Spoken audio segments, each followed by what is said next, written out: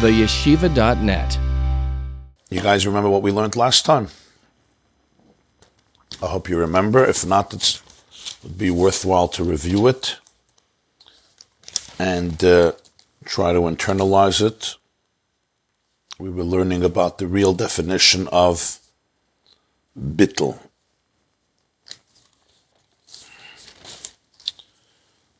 Okay. Today's class is dedicated in the loving memory of Harav Akiva ben Harav Rebbe Binyamin Zilberberg, in honor of the yahrzeit on Chav Gimel Tammuz, Tehei Nishmasai, Tzrura B'tzrura Chayim, and a gute better for his whole family, B'toiv Hanira V'Anigla, L'Arichis Yamim V'Shanim Toivus, and Shefa Bracha V'Atzlacha, in good health, L'mata Me'asara Tvachim, and Psurus Toivus B'toich Klal Yisrael, Amen Ken Yehi Ratzon. So we're in the middle of the Maamer of Shabbos Parshas Matos-Masei, Tovshin Yud Beis, that's 1952 in the secular calendar, and we are on the bottom of page 90. Somebody wrote a comment that I thought was very meaningful. So usually I read the comments at the end, but I'm going to read this particular comment in the now before I begin. This person, who's a regular participant in these early morning classes, wrote as follows. I'm listening to this Maamer that you're teaching, this discourse that you're teaching. In my mind, it's the Aleph Beis of existence. Not knowing this truth of existence is like driving a car without ever learning how to drive, and never reading a driving manual. Crashing is inevitable. I can only experience God's love when I can remain present with who I am, being able to recognize both my strengths, my nefesh elokis, my divine consciousness, my bittle, but also my shortcomings and other voices of Clippah, and recognize both of them with honesty. It's in that space I can experience the unconditional love of God and become so grateful for all the good He gave me in my life. Also at the same time, I can be introspective into those areas which need avodah and inner work, and I can own that avodah and that responsibility. When the view of who I am is distorted and all I experience is non-existence, it's unbearable to remain in the presence of so much pain. I must distract myself with anything that promises me any hope of existence. When you explain that Kedusha is really alive and Clippah is a compensation for life, it explains to me why it's so difficult to remain in that presence. It's so painful. It's so full of agony. I have to distract myself with anything that tells me I will give you the gift of existence. I will give you the gift of life, even if it's a lie. It doesn't matter how short-lived it might be. It doesn't matter how temporary, how transient, how unreal, how inauthentic. Anything that will make me feel that I'm alive, I will run to. Often in that painful state, I cannot experience true life. I open myself to the absolute flow of life, the exclusive flow of life, what I experience in my own infinite pain. And that becomes the overwhelming experience, and it also defines my experience of who God is. It doesn't matter how good God is. My pain is all I experience. I've lost the perspective of reality. You can have it in a marriage as well. One spouse can suffer from so much past trauma and hurt that their sense of self is so distorted that no matter how loving and caring the other spouse is with them, unfortunately, all they're able to experience coming through from the spouse is pain. In reality, they're only experiencing their own pain because the lens of their perspective has been damaged and tarnished and traumatized. So anything the other spouse says is interpreted and distorted as an attack, as unhealthy criticism, as the opposite of love, as the opposite of empathy. This is the confirmation bias, where everything I hear becomes another element that just perpetuates my trauma and my inner sense of inadequacy. If this is between two people who are there for each other, how much more so is this with God? I could never ever begin even to experience God's love to me, because I cannot experience anything within myself outside of my trauma. This is so deep. In my mind, this is the Moida Ani of Yiddishkeit. These are the Yesodis, these are the fundamentals. You explained what bittle was. When I live in a state of bittle, there is only one question to ask every morning when I wake up. God, show me where you need me to express and shine my infinite light today.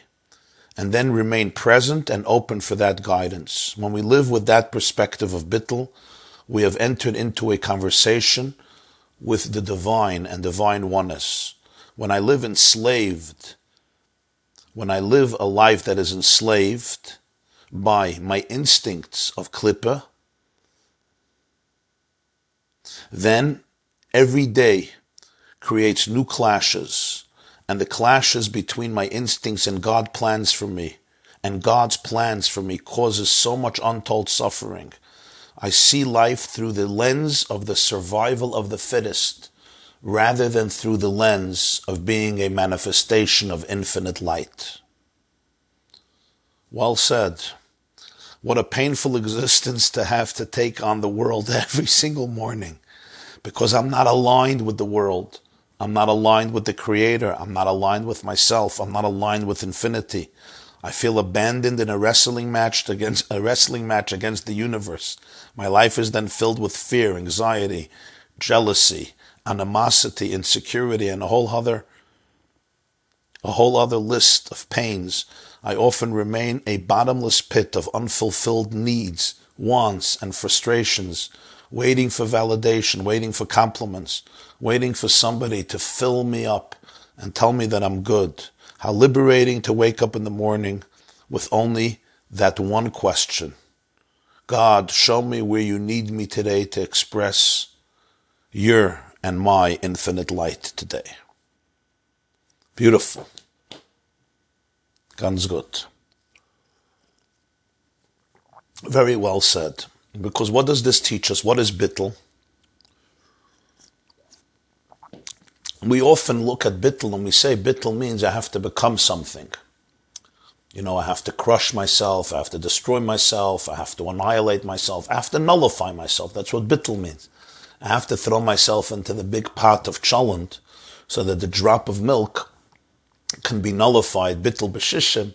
It can be nullified by a ratio of 1:60 to the pot of cholent.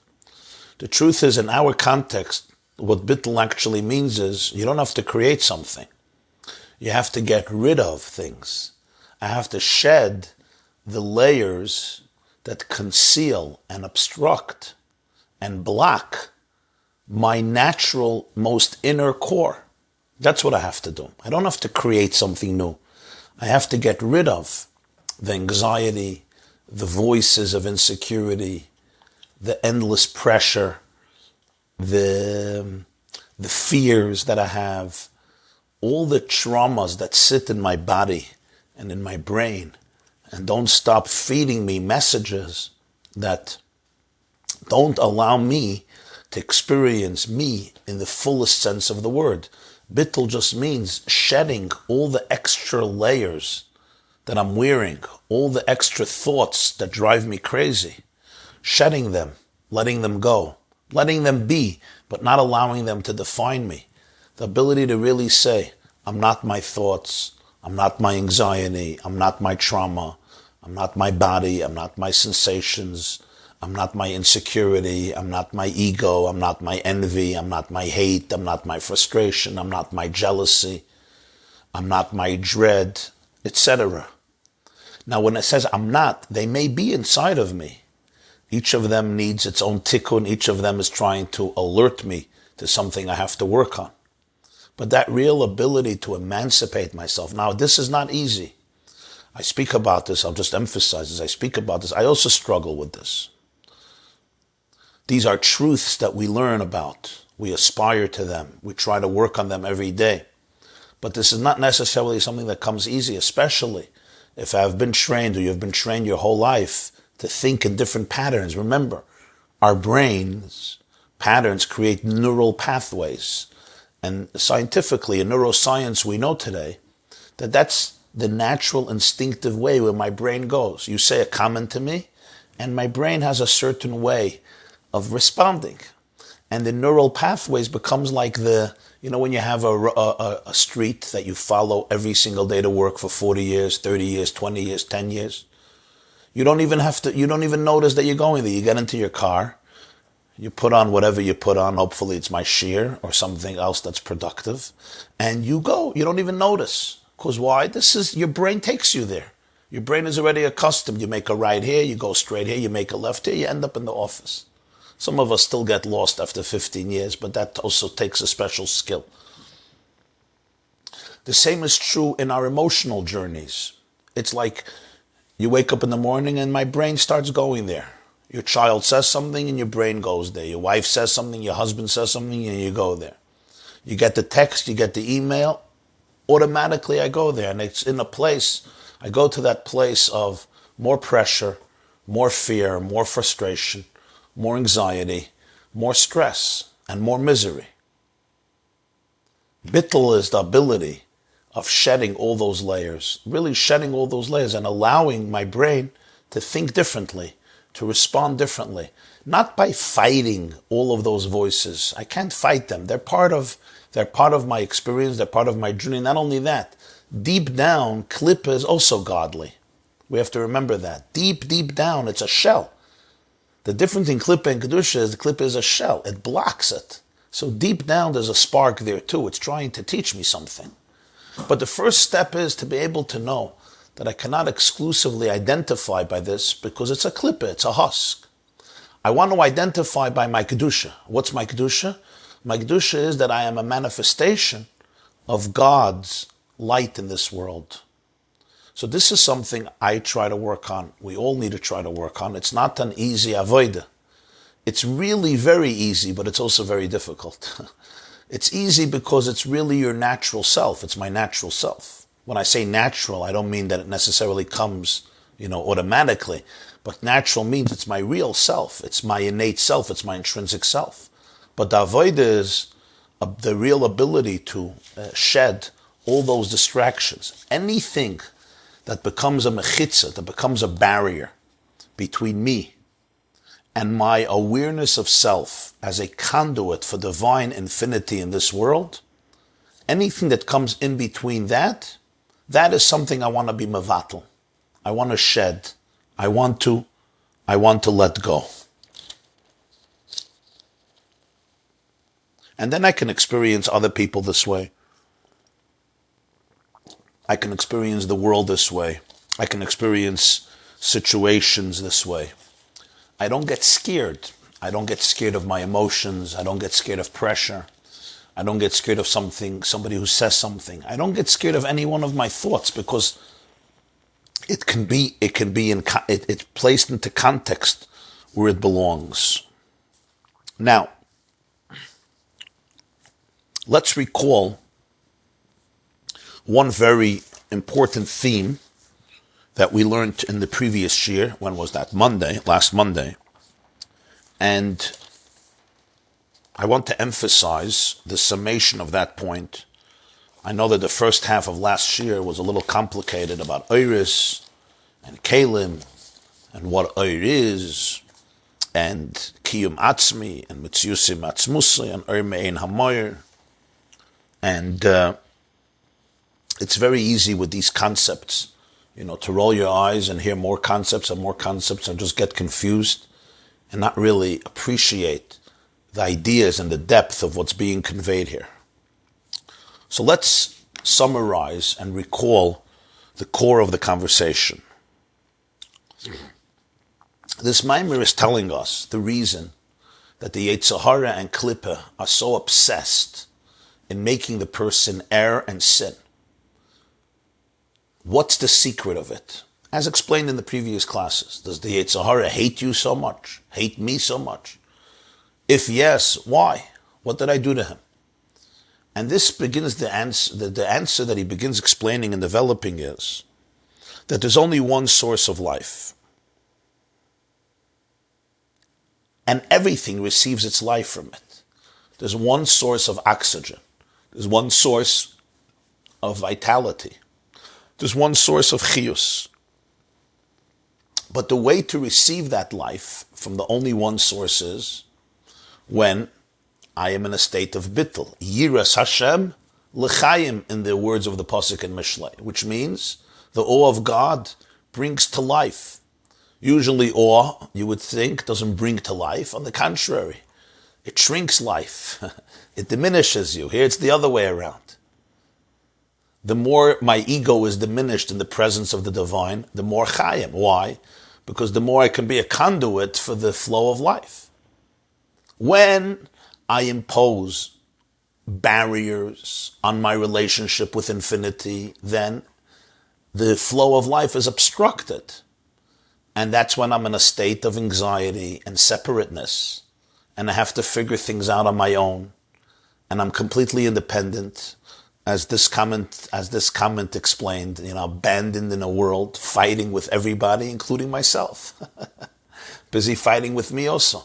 Trying to justify myself, trying to argue with myself. When you start getting into these incessant arguments with yourself, anybody does that ever?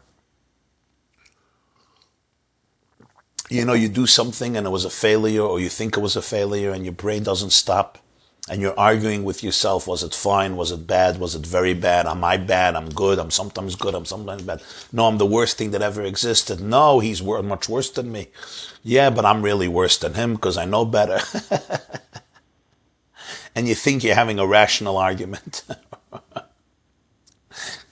It's very funny how the psyche works. Those are the traps, because I'm completely not in a state of life. I'm in a state of guilt, of self-loathing, of self-negation, of self-destruction, of self-sabotage. Self-sabotage. Bittle means I don't want to sabotage myself. I don't want to make myself so small, so I have to make myself so big in a fake way. Rather, I could appreciate the truth of who I am. Now, this doesn't mean I don't make mistakes. But from a place of bittul, I look at the mistake and I learn from it. I fix it. I do whatever I can to make amends. Something called tshuva. But I don't live in the mistake. I don't get stuck in the quagmire of my mistakes. Because there's a flow allowed. What do they say? The power of now. I'm in the present moment. There's a heartbeat of life. There's a divine heartbeat of life. When we could learn from our biological system, because that's God's creation and His imprint on us. Your body can't live because yesterday it lived. There's a heartbeat right now. There's a circulatory system happening right now. There's a respiratory system that's functioning right now. I inhaled oxygen yesterday, won't help me for today. I inhaled oxygen 5 minutes ago, won't help me now. I have to inhale oxygen this moment. And I have to exhale carbon dioxide. The blood that flowed yesterday and brought oxygen and nutrients to all the cells of my body, and especially to the brain, I can't rely on that. The blood now has to continue bringing it every moment. Why? Because life is always what happens right now. There's the heartbeat of creation right now.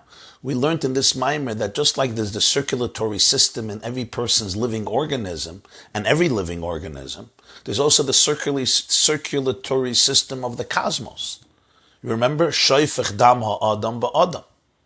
The human biology is just a microcosm. It's a mirror, it's a reflection of the whole system of creation. Generally, the way Hashem created the world is every tiny system is a microcosm of a larger system. And they all have the same pattern, by the way. It's not for today's Shia. There's a nucleus, and something revolves around it. Look how the galaxies function, and look how an atom functions. It's amazing. The atom, the way an atom functions, there's a nucleus. We call it the nucleus of the atom. And then there is what revolves around it. Now, that's tiny. It's microscopic. We can't even see it. The galaxies function exactly in the same way. orbiting their orbit. And the same is true with a cell. A cell which is made up of molecules, which is made up of atoms, which is made up of subatomic particles, you have the nucleus of the cell. You always have that center.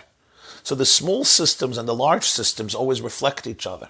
The circulatory system in our bodies is a reflection of the circulatory cosmic spiritual system, which is the blood flow of creation, which is the chiyus, the oxygen and the nutrients of the divine that vibrate through all of existence. There's a circulatory system.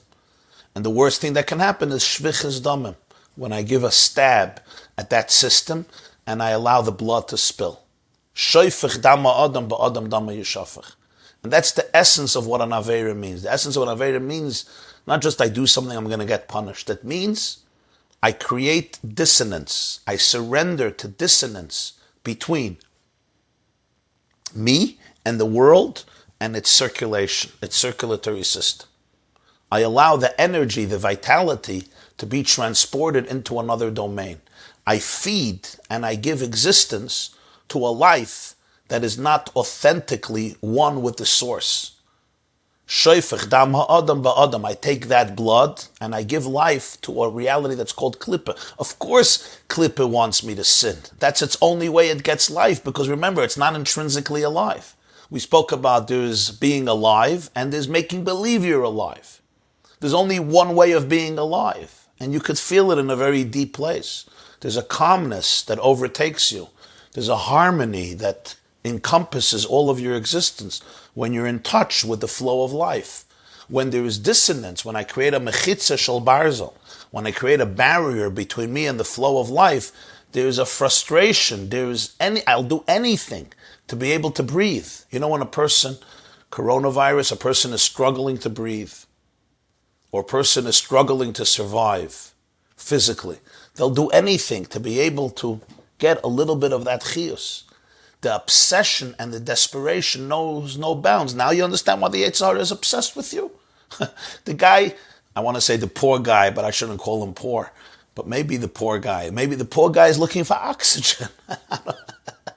The Rebbe asked in the Maamer, why is the Yetzer Hara so meshig? He doesn't stop 24 hours a day. He'll chop you any moment. You think he gets lazy. He never gets lazy. Because when you're looking for oxygen, you can't get lazy. It's this or death. For him, this is it.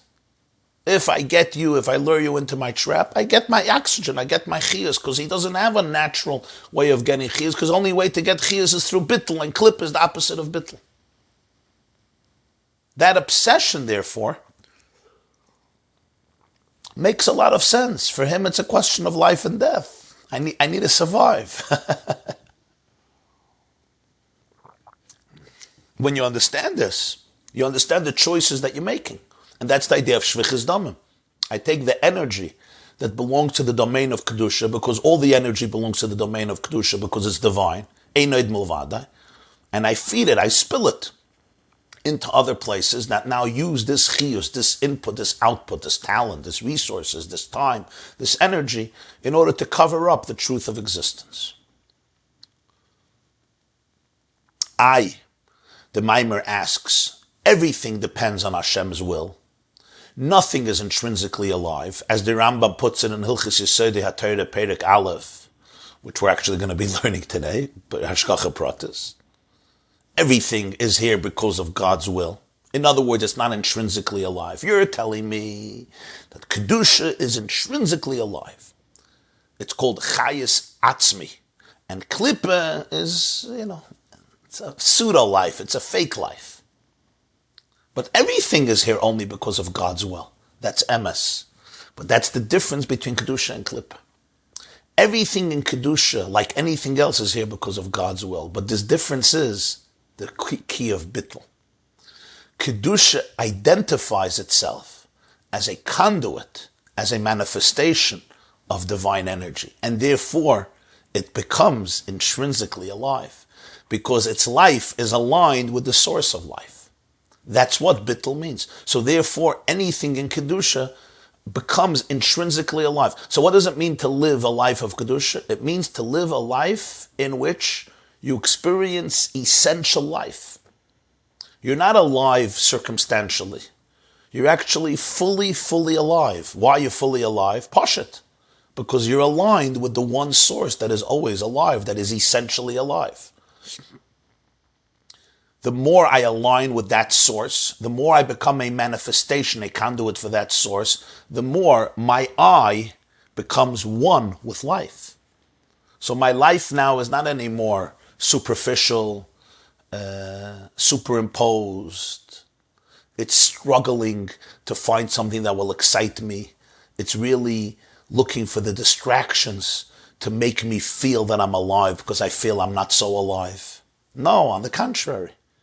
The person is in the state of oneness with the source of life, and therefore I just become a conduit through which that life flows through. Now, this doesn't mean, people asked, what about struggle? What about frustration? What about if something is not going right? And there's always something not going right in Golus. That doesn't take away from the bittle. It doesn't have to take away from the bittle. Depends what I do with it. It may be a very, very deep challenge that's coming to teach me something, that wants something from me. That doesn't have to take away from the bittle. What that does is, it challenges me. It could take me away from the bittle.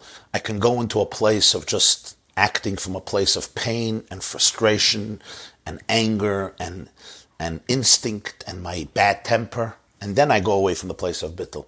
Or this challenging situation can open me up, and I can ask myself the question of, what is my divine mission right now?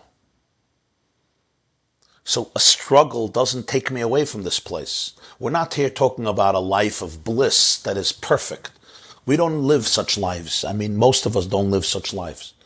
Everything is perfect and impeccable and flawless. There's no problem. There's no challenge. Every person has their peckle that we deal with.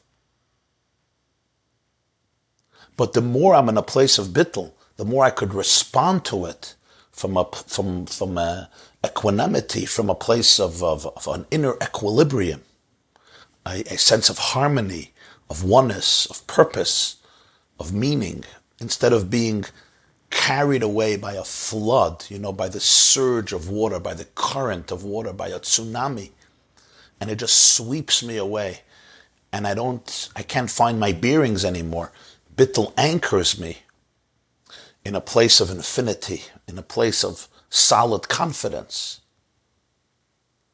because I'm allowing myself to be a conduit for the source of life. And in the source of life, there is awareness, there is caring, there is love, there is truth, there is meaning, there's purpose, there's confidence, and there's joy.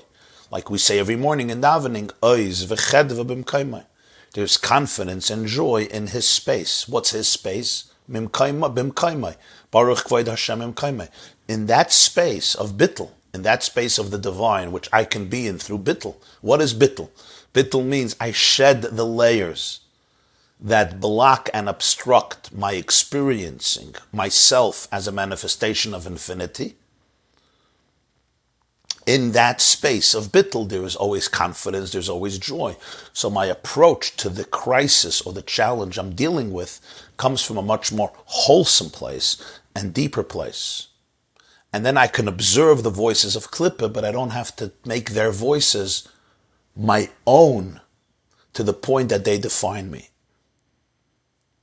This is Avodas Hashem. This takes Avodah. Specifically, the Maamer mentions Oiris, Kalim, and Neshamas. What is Oiris? What is Kalim? What is Neshamas? Oir is not the thing itself. It's the light of something. Keli is a vessel. The vessel contains the light. What is Oir? Oir is that the Rebbeinu Shalom allowed everything in this world to have light, to emit light. In other words, he allowed everything to be seen, to be experienced, to be transported to other things. So that's what light does. Light travels. Light brings the experience of the tree to me, to my eyes, to my brain. through my eyes, through my brain. But that's what Ur does. Where does Ur begin? Ur begins in Ein Sof. What would be Ein Sof without Ur? Is there Hashem without Ur? Of course. God is not defined by light. In fact, if Hashem didn't want, there wouldn't be Ur. And what would that mean? That would mean the essence would exist only vis-a-vis itself. There would be no transporting the essence into an experiential existence that can be seen, appreciated, perceived by the other. That's the chiddush, the novelty of Ur. When we always say, I, you, we are a manifestation of God in this world. I'm not God, but I'm God's light. Do you understand the difference? I'm not Hashem. Even you're not Hashem. But we're God's light, the Ur of Hashem. What's Ur? Ur is the way the Etzem is manifested. It's perceived.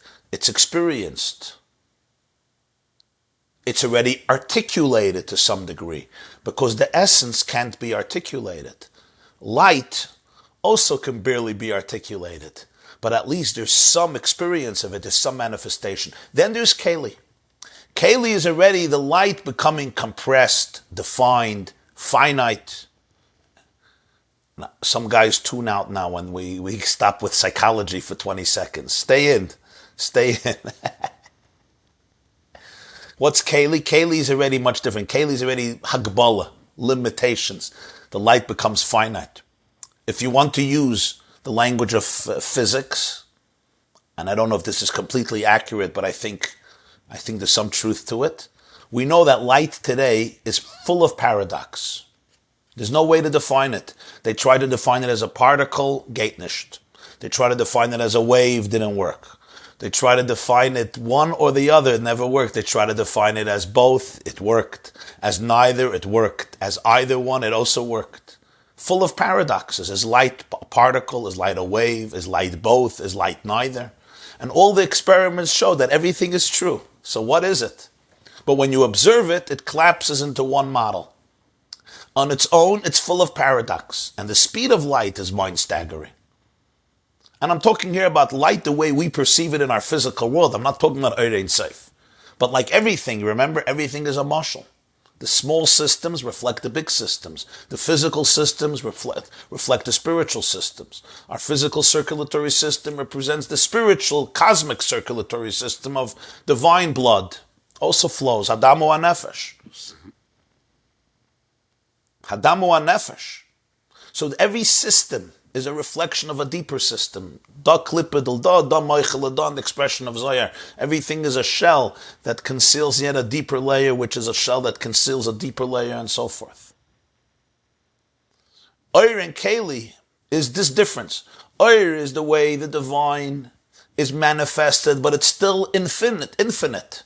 And that's why without a Keli, there's no structure, there's no limitation. And Keli is when the Ur assumes a defined quality and characteristic, which is called Hagbala, finiteness.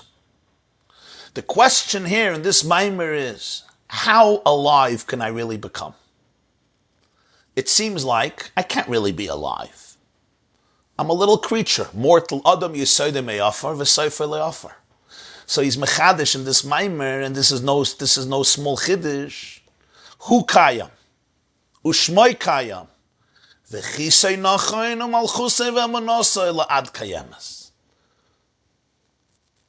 Hashem is Kayam, Hashem Elikim Emes, Einaid Malvadai. No, obviously.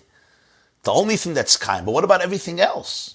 Everything else is only here because he wants it. If it's here because he wants it, essentially it's vulnerable. It means it doesn't really exist. Its existence is circumstantial. And we all feel it. The reason we distract ourselves with so many things is because we're trying to compensate for the sense that I'm not really alive. So we say in davening, Hu Chai Kayam. Hu, he says, is the Ur. Ushmai Kayam is the Keli. Also Kayam. Kayam doesn't mean exist. Kayam means intrinsically exists. V'chisei nachayin, even the neshama, which is a kisei. As the Gemara says, kisei shal shalosh regalim, Avram, Yitzchak, and Yaakov. That's also kaya. That also intrinsically exists. Which means when not only my life as an infinite manifestation of God intrinsically exists, even the keli. What's the keli? The keli is the finiteness of my life can also be intrinsically alive. The finiteness of my life, the vicissitudes of my life, the limitation. My life as a limited being, not only my soul, also my body. The body is limited. The body is a keli. The neshama is like light. And the guf is a keli, because the body contains the soul and limits it. And it facilitates its expression in very limited, finite ways. But since the keli in Kedusha also defines itself as a conduit for the oir, so the keli also becomes intrinsically alive. Just like the oir is intrinsically alive, because the oir defines itself as a conduit to express the essence. And therefore the neshama, which comes from oiris and kelim, from the infinite and the finite together, is also intrinsically alive. So not only are the aspects of my life that are aligned with infinity intrinsically alive, every aspect, even the finiteness of my life, can also be intrinsically alive. Why? The key is always bittle. The moment I shed the layers that don't allow me to experience any part of my life as a manifestation of divine energy, either in a level of oir or a level of keli, which come together in our world, when I can shed all the layers that don't allow me to experience myself that way, then I am intrinsically alive. My chiyus is atzmi. It's not circumstantial. Let's see inside now. We're up to page 90. This last paragraph, you see V'tam hadavar. V'tam hadavar, page 90 in the Maamer. V'tam hadavar sha'ires v'akelim v'nashamas digdushim kayamim b'kiyam atzmihu mishum sheyesh b'minyan bittle. The reason that iris and kelim and neshamas of Kedusha are intrinsically alive, their existence is intrinsic, is because they possess what's called bittle. Through bittle, they become one, they are united with the core, the essence, or Maamer, as it says in Zayar, the Tikkunei Zayar introduction, Iyu v'chayohi v'garmohi chad. He, Hashem, chayohi means his life, garmohi means his garments, garmohi, his levushim are all one. What does this mean? He refers to the oir. The oir of Ein Sof. Again, what's the oir of Ein Sof? It's the way Ein Sof is manifested, is expressed, is revealed. That's what oir is. Oir is revelation. Without oir, nothing is revealed. Everything exists only vis-a-vis itself. Oir is the first place of language. What do I mean language? Not language, defined language, but language in the sense that there is already an experience of something. There is a thing and there is the experience of it. That's oir. Chayoyi hemakelim. Chayoyi are the vessels. This is not just the experience of something, it's the experience of something in a defined way. It's articulated through a vessel, which means it has a definition. That's already a new level of bringing finiteness to the infinite, the keli to the oir. And of course, our life is a marriage of both. Everything has infinite energy because it's divine energy, but it's through a keli. If you look at a tree, there's a lot of kelim there. You have the system, you have the roots, and you have the trunk, and you have the branches, and you have the leaves, and you have the flowers, and you have the fruits, and you have sunlight, and you have air, and you have soil, and you have water, and everything together creates the system that allows vegetation and produce. It vibrates with infinite divine energy, but it always works through kelim. What's the keli? The keli is the finite chemical structure, I should say the finite structure, whether chemical structure, molecular structure, atomic structure, DNA structure, deeper and deeper and deeper and deeper. But there are structures, physical structures, which come from spiritual structures that are called kelim. That's why we say chesed, gvura, tiferes, netzach, chod yesod. This is the DNA divine program. Chesed, Gvura, Tiferes, 22 letters of Aleph Beis. Aleph Beis, Gimel, Dalet, Hey, Vav. This is God's DNA. The letters of Aleph Beis. Basara Maamoris, Nivra Ha'olam. Asara Maamoris, those are Kalim. So everything in our world is a marriage of Oir and Keli. That's Ihu and Chayoi. V'garmoi hem anashamas. Garmoi are the souls. V'kulam hem chad. Dainu b'yichud ha'atzmus. And all of them could become one. Iyu v'chev v'garmoi chad, meaning it becomes one. If they become one, then we become intrinsically alive. Why? Because your life becomes an embodiment, a manifestation of God's life. Is God intrinsically alive, or he's just looking for distractions in order to make believe he's alive? The definition of God is life. The definition of life is God. And again, the word God could be very confusing here, because when often we think of God, it's like there's some big guy who's alive. And why is he alive and I'm not alive? Oh, he just has more muscles than I. He lives longer because he's bigger, he's stronger, he's a bigger Eig Melech HaBasham, Lahavdil. We have to graduate from these terms, from immature terms. God is a word. It's a problem because it's a word, and we're not talking here about words.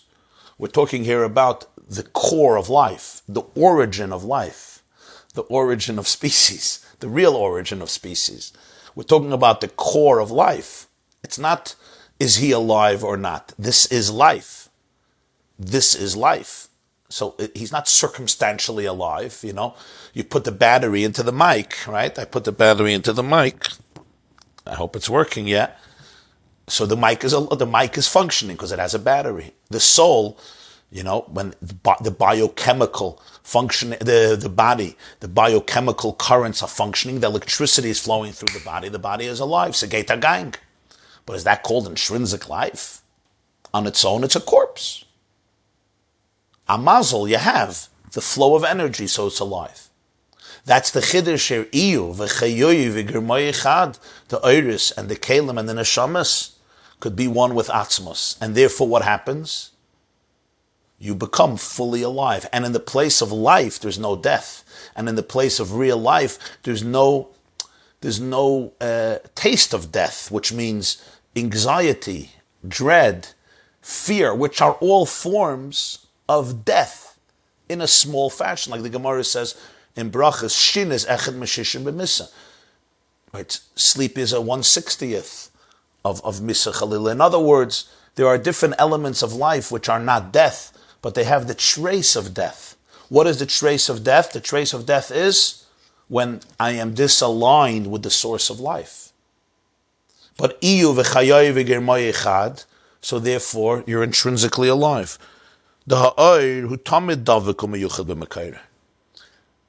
Light is always connected with its source. Take a look at the light of the sun. Right now there are rays of the sun coming through the window into this room where I am fortunate and privileged to sit here and speak to you.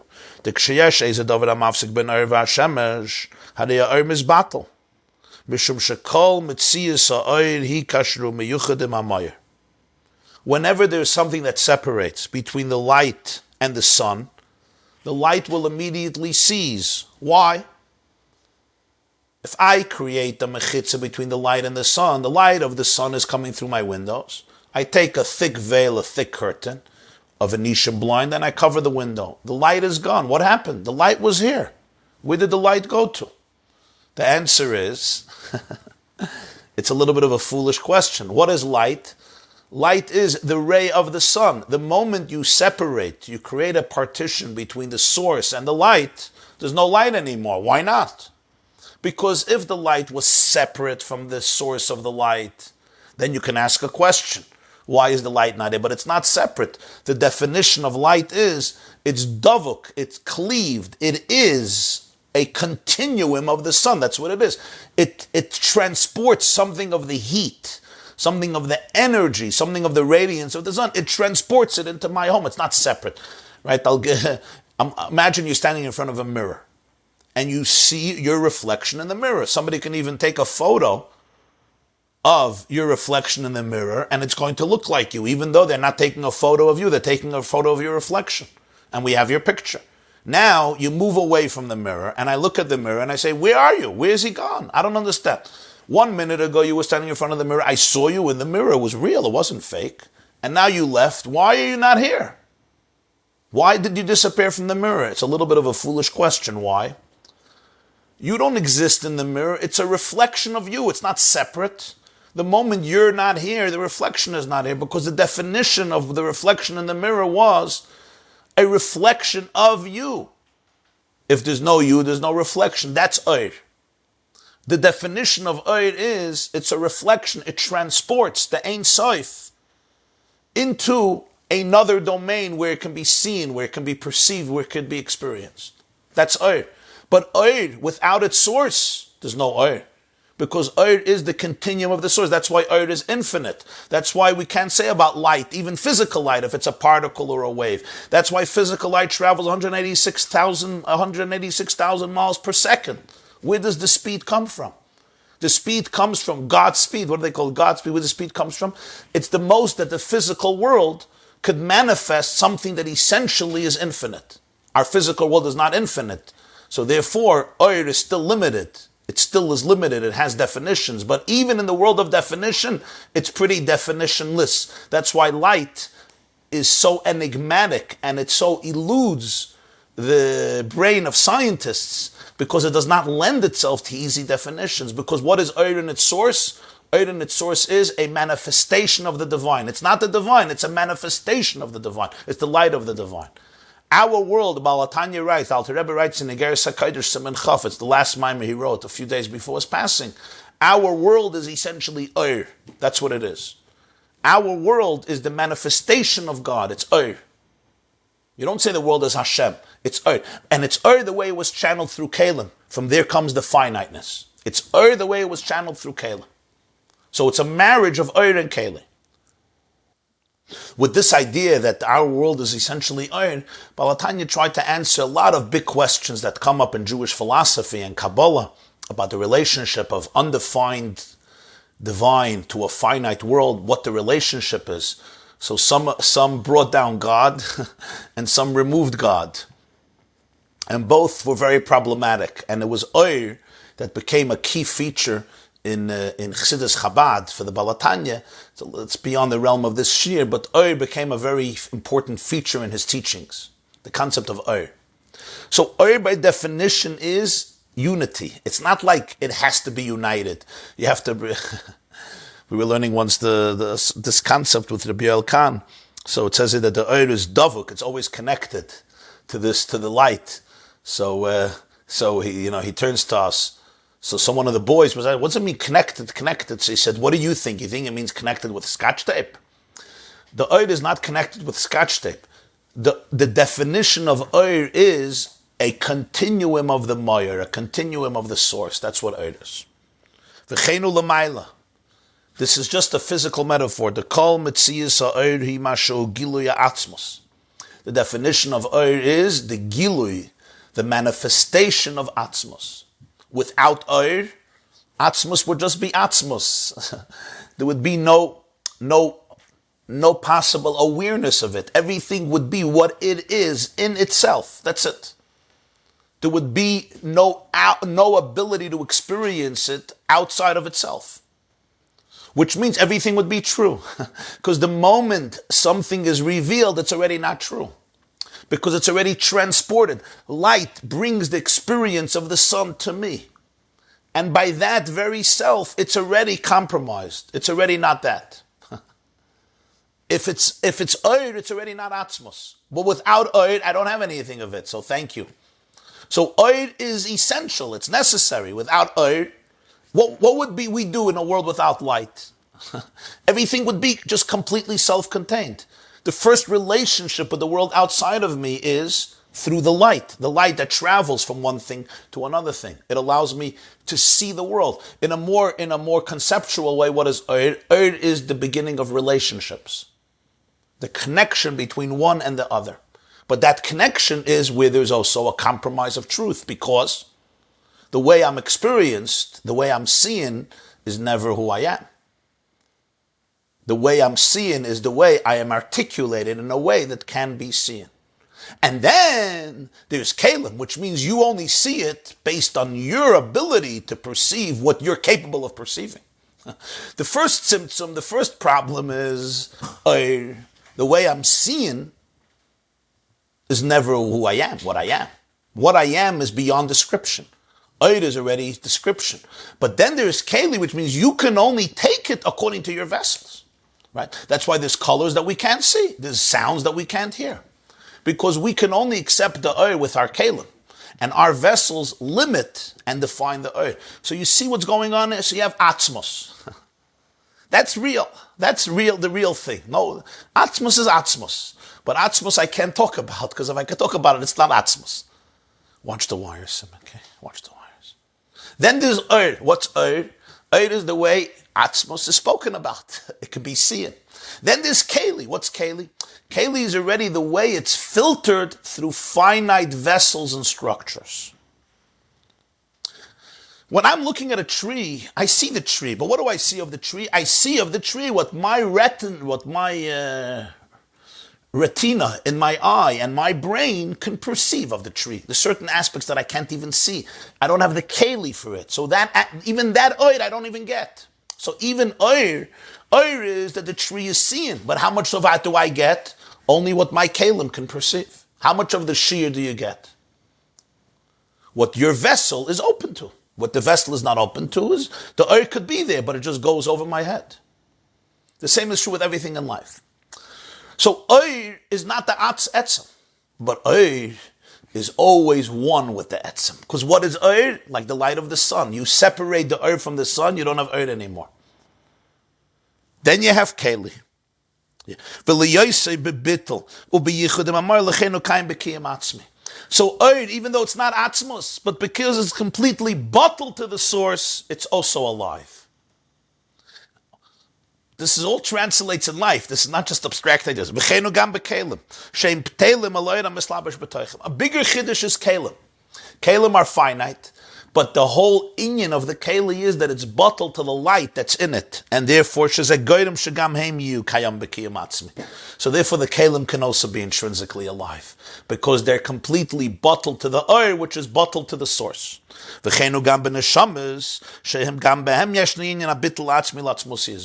And souls also have this essential bittle, oneness with etzem, with Hashem's essence, and therefore they can also be intrinsically alive. And this is the great idea in life, that not only atzmos, even oiris, and even kalim, and even neshamas don't have to fake life. They don't make believe they're alive, but their life is actually intrinsic. It's essential. I am really alive. I become one with life. I am truly, truly alive, and therefore I don't need any distractions to make me feel that I'm alive. I don't have to numb the pain, the emptiness that I have dissonance between me and existence, which every human being naturally has. We have this inner sense of inadequacy or mortality or fear of death, whatever you want to call it. It's because I know that I'm not really alive. On some level, I want to delude myself. That's all outside of Kedusha.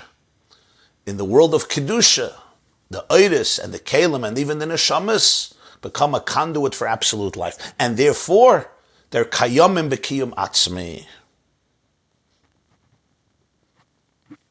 Let's finish the paragraph. The Medrash in Eicha Rabbah, it's actually connected to these days, Medrash Rabbah in Eicha, quotes the Pasuk, Yirmiyah Navi says in Eicha chapter 3, Chelki Hashem Amra Nafshi. My part is Hashem, says my soul. What does this mean? My part is Hashem, says my soul. Watch the wires, okay? Watch the wires. Don't step on the wires because it could disconnect. Okay, so just stand here. Because the wires could disconnect. Yeah. Go put your foot there so it doesn't step on the wires, yeah. Because the camera could disconnect. Says the Medrash, Moshel HaMelech shenichnas b'Medina. A metaphor of a monarch who went into the Medina, went into the country, and together with him were the duxes and the governors. You know, he went with the whole entourage of ministers and governors and leaders. Ze bitter loy duches, v'ze bitter loy afrachia echad. So now people, the new king comes to the country with all these people, so every macher needs to find a politician that he's going to be close with, that he has protection with, that he could, he could meet him and he can phone him. Today we would say phone him. He's on speaking terms with them. There's a friendliness. You have to have your senator, your congressman, your politician. So this fellow finds the dukes, and this fellow finds another governor. There was a wise man. Omar, he says, Anon Nosav Malka. I am going to be with the king. My time, all of them are exposable. They're changeable. They could be substituted. A year, 2 years, 10 years, 20 years, 50. The king, nobody is going to substitute for. This is what the Medrash says. That this is Pshat Chelki Hashem Amra Nafshi. There's a lot going on in this world. What am I choosing? I can choose the dukes, I can choose the governor. They're very powerful, they have a lot of influence. Says the Medrash, these are all distractions. Amra Nafshi, my nefesh says, Ana Nosiv Malka. I don't want fake life, I want real life. Because fake life is always disappointing. Because it doesn't really exist. So today it seems like it exists, and tomorrow I'm left outside to dry, right? They hang me to dry. In other words, I'm empty again. And that's the key issue. That's the key nekuda in life. If we have to take out the nekuda, this is the nekuda.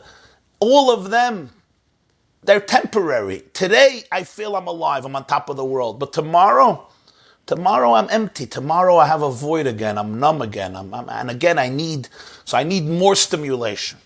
There's only one space where I will always be alive. Chelki Hashem Amra Nafshi.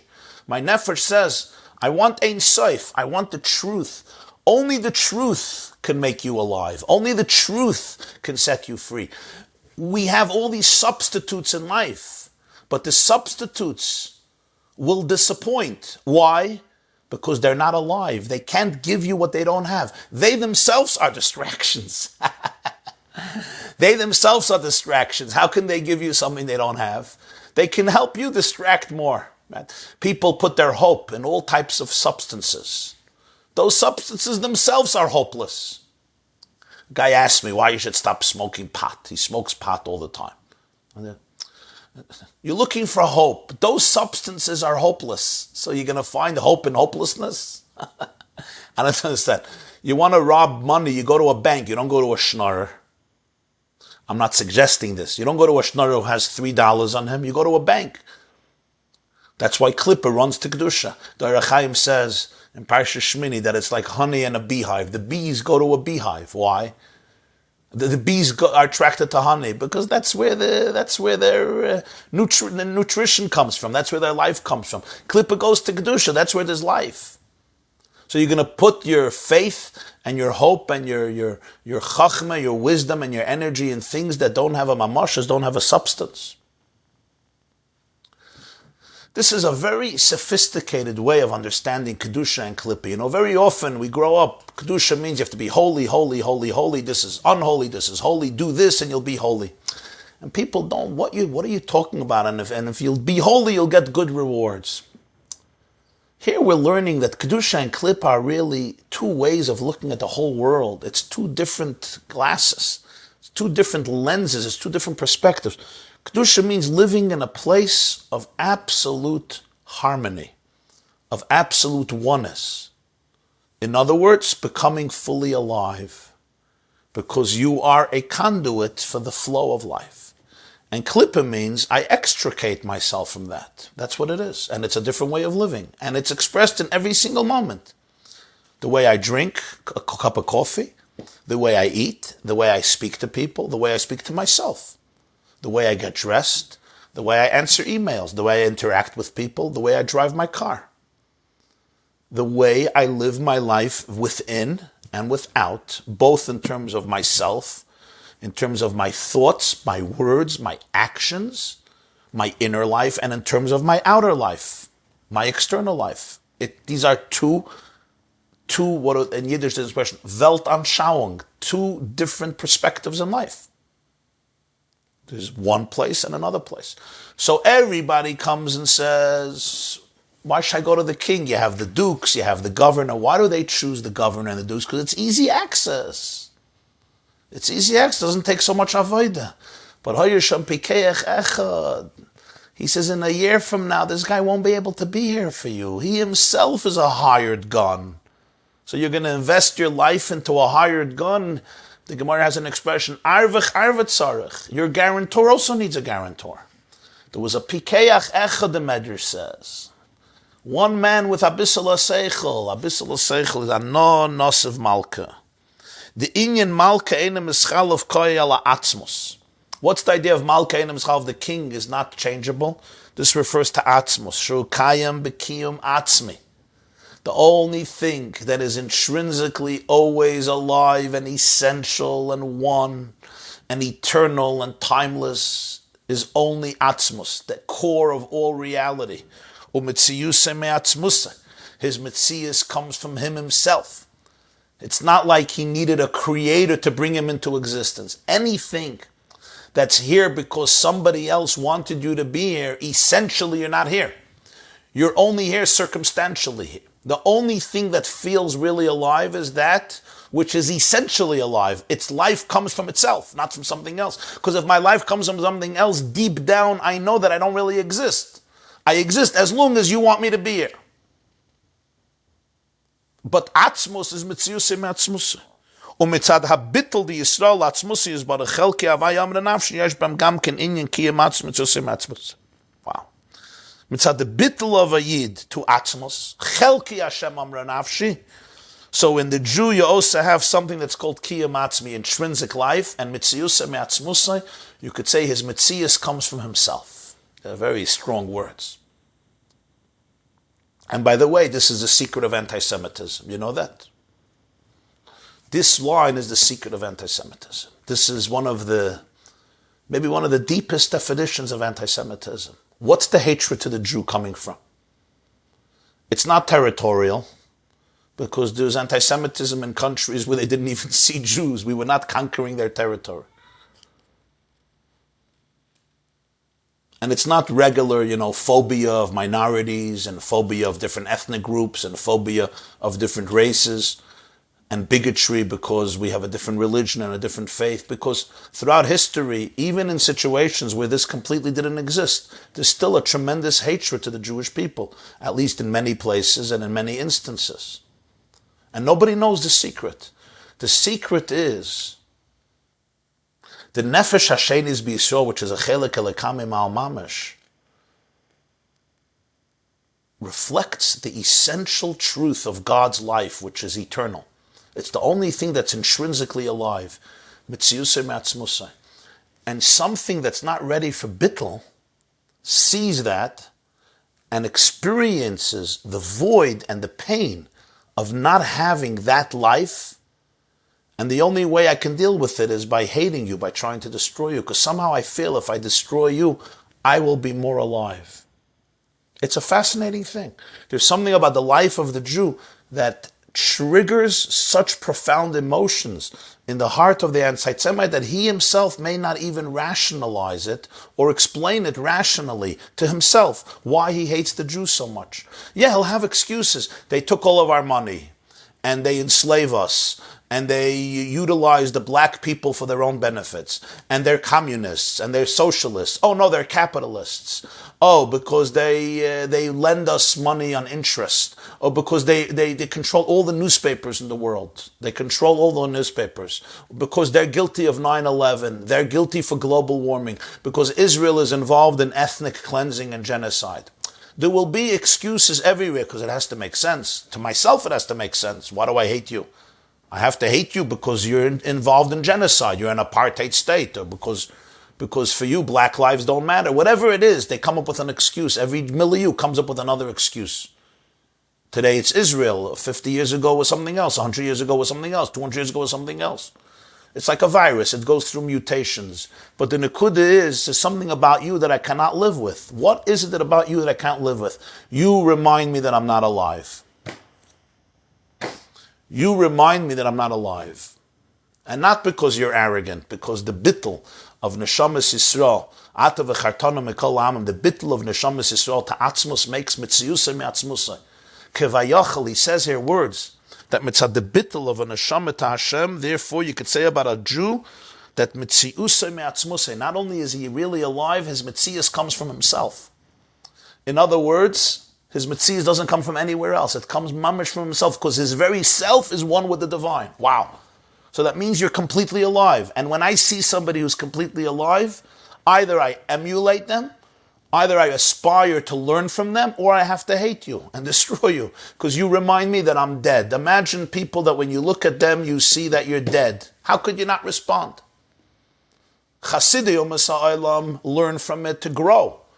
And the anti-Semite doesn't want to grow. You remember we learned once about the Balu Masechta Megillah Daf Yudalad. The Gemara says that Achashverosh had a mound and Haman had a ditch. You remember Bala Tela Bala Chritz. And Haman wants to fill the ditch. That's why he wanted to kill the Jews. So the Rebbe asked all the Mefarshim asked, what does it make sense? What's a ditch, a mound? Just say he wanted to kill the Jews. Especially, he didn't want to fill the ditch with Jews. He wanted to get rid of the Jews. When you have a ditch, you want to fill it with sand. So the Lubavitcher Rebbe once explained, Purim 65. Hafla v'fella. He said Haman had a ditch in his heart.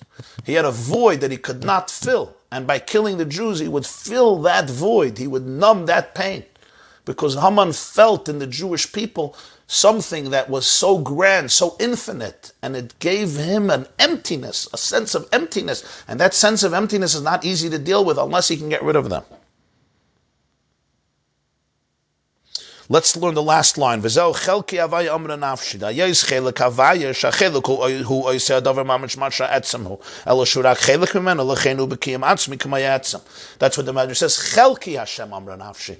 A chelek is the same thing like the etzem. That's what chelek means. Chelek elekami mal means it is part of that.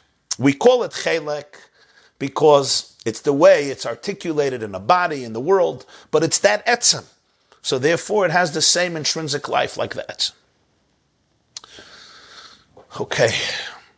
We'll have a shir Be'ezer Hashem tomorrow, same time, 7:30 a.m. 10 o'clock, we're having our Rambam class. Everybody's invited. Very exciting. We start Mishnah Torah HaRambam. I ask all of you to join us. If you can't join live, try to listen to the replay. You could do it on double speed. That's the mile of replay. And if you can also share it with your friends, I think it will be a very powerful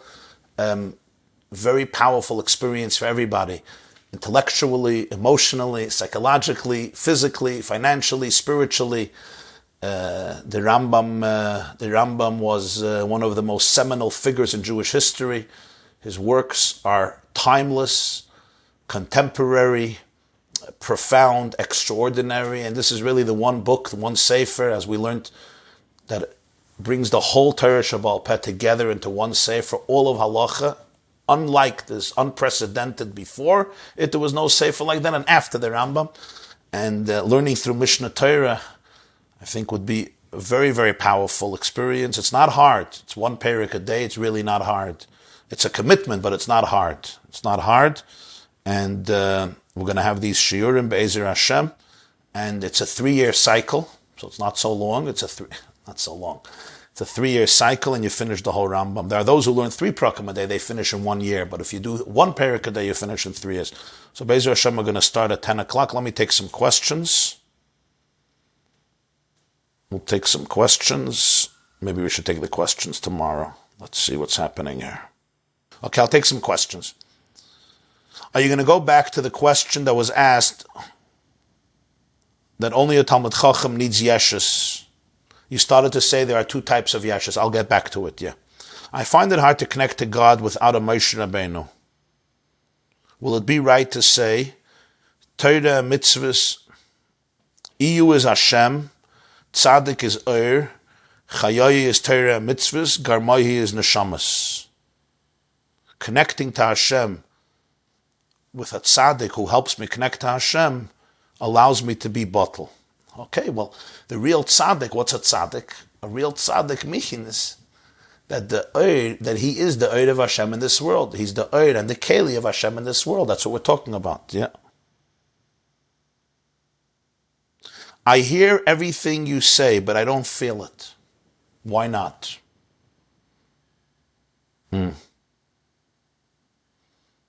Okay, we have to verbring about that a little bit. I think a lot of us struggle with this. We're not able to visualize the nucleus. They are only theories according to our limited brains about what creation is like, and we attempt to describe it on an extremely microscopic level and in the extremely telescopic outer space distances according to our capacity. Even a virus can only be observed after it is killed and by an electron microscope. This obviously distorts the info that one can gather from the virus because it's already dead, and we use our tools. Royal Rife had a microscope in the 1930s that could visualize live viruses. He also had a method for killing them that was extremely effective. He was a threat to the much more high-priced methods, and the Orthodox Western medicine beliefs and ways of practicing did not jibe with his.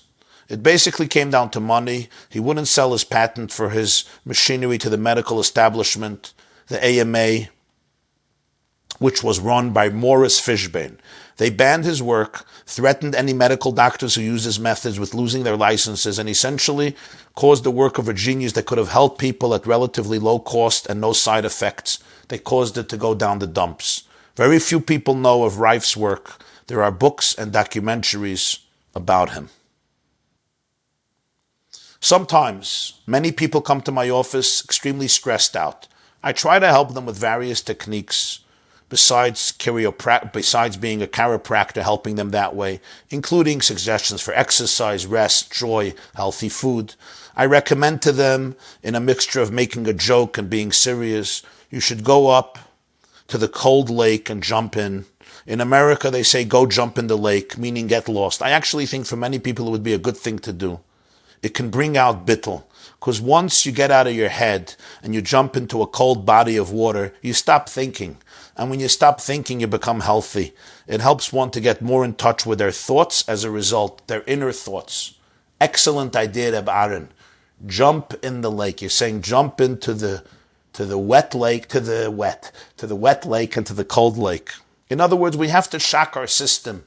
That's why exercise is also good. Not only does it release serotonin and endorphins and good chemicals, but also it gets people out of their head. And when I stop thinking, I can be much healthier because the thoughts are sometimes just toxic. Can we say that the real transgression of Adam and the tree of knowledge was not that they ate from it, but rather that he looked at the Clippah? Since when you look at it, it becomes part of you. And automatically you eat it. That's the point of the Maamer. The point of the Maamer is that the eating is not necessary. It's much more than a physical story. It's a spiritual story. He looked there and it became part of him.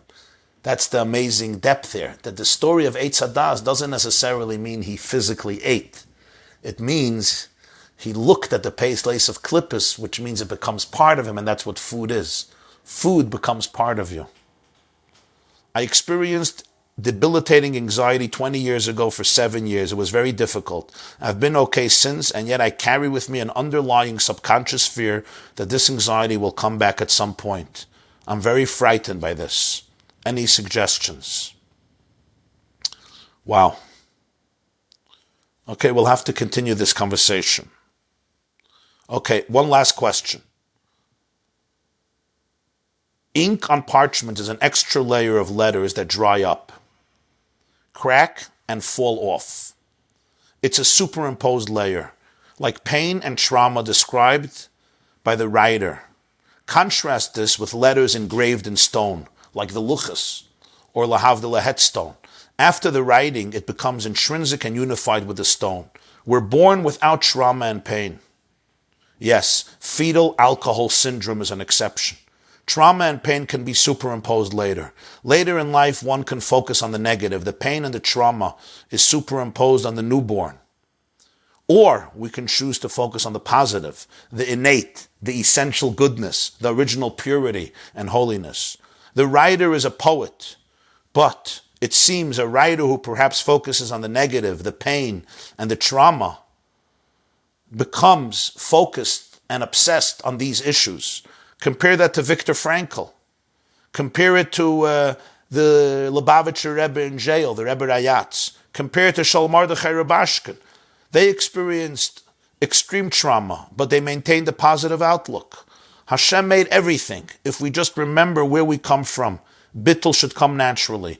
If we forget the Clippah, the yeshes, the ego, then we're naturally one with holiness. The problem is our yeshes, our Clippah can prevail in our thoughts. Imagine a team of scientists and engineers create a sophisticated robot. Should the robot not be totally bittle and grateful to its creators and follow the instructions? Or should the robot rebel, become an egotistical narcissist, thinking it made itself, it can do as it pleases, it does whatever it wants? Things will always go wrong. It's important to put it in perspective, to put the positive at the fore, push the negative to the back. Remember where we came from. Life is a gift. We didn't do anything to deserve it. Appreciate it, celebrate it, dance with it, and as Reb Aaron says, sometimes you got to jump in the lake. Okay, Chevra. Okay, wow, it's late, and we have a shir in an hour, 10 o'clock. So, Chazak ve'ematz, I love you all. Have a beautiful, inspiring, and meaningful day. See you back 10 o'clock right here at the yeshiva.net, Psuris Toivus. Tomorrow morning, 7:30, we shall continue this Maamer Be'ezer Hashem. Bli Neder, have a beautiful, beautiful, and inspiring, meaningful day. I see there's a question from the chat. Does the Rav think it's time for American Jewry to consider making Aliyah to Israel because of the virus and Black Lives Matters and all of the challenges to our society? I'm not in a position of answering such a question. I'm sorry, I don't know. I see somebody posted in chat the text of the Maamer. Thank you very much for doing that. This class is brought to you by the yeshiva.net. Please help us continue the classes. Make even a small contribution at www.theyeshiva.net/donate.